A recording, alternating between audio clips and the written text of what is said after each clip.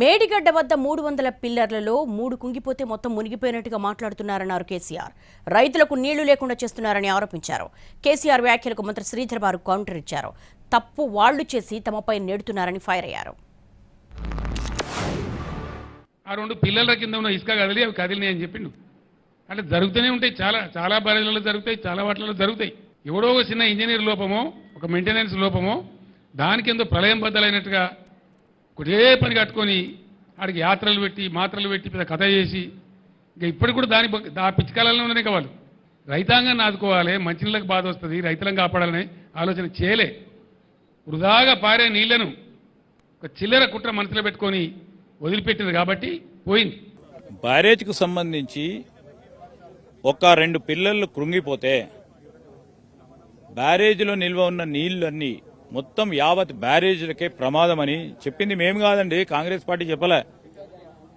అప్పుడు ప్రభుత్వం వారిది ఉంది, అక్కడ కేంద్ర ప్రభుత్వం బీజేపీ వారిది ఉంది.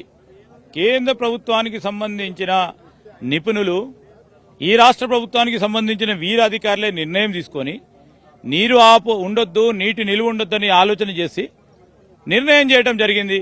దాన్ని తీసుకొచ్చి ఈరోజు ప్రభుత్వం వచ్చిన తర్వాత మాపై నెట్టే ప్రయత్నం చేస్తా ఉన్నారు.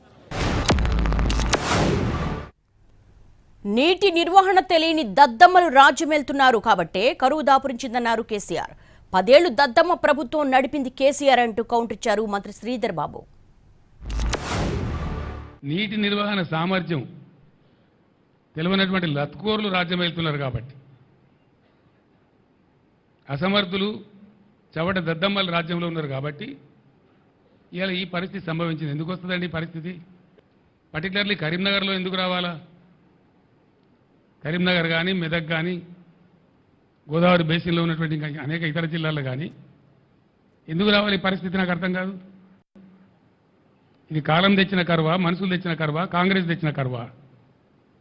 ఈ కరువు కారకులు ఎవరు? దద్దమ్మ ప్రభుత్వం నడిపింది 10 సంవత్సరాలు వారి ప్రభుత్వంలో 45,000 కోట్ల రూపాయలు మంచినీటి మిషన్ భగీరథ కట్టి విపత్తు వచ్చే సమయంలో కూడా అది పనికిరాదంటే అసలు అదేమన్నా ప్రాజెక్ట్? అదేమన్నా ఇంత పెద్ద మిషన్ భగీరథ అనే దానికి మీనింగ్ ఉందా, అర్థం ఉందా? విపత్తు ఇవాళ కాకుండా రేపో ఎల్లుండో 10 ఏళ్లకు విపత్తు వస్తుంది. విపత్తు వచ్చినప్పుడు మిషన్ భగీరథకు సంబంధించి మంచినీటి సదుపాయం ఏ విధంగా కలవాలా ఉండాలనే ఆలోచన ఉండదండి. ఏ ఆలోచన లేకుండా వచ్చింది, ఎలక్షన్లు వచ్చినాయి, రేపొద్దున 1 సీట్ అన్న గెలవాలని ఆలోచన చేస్తారు.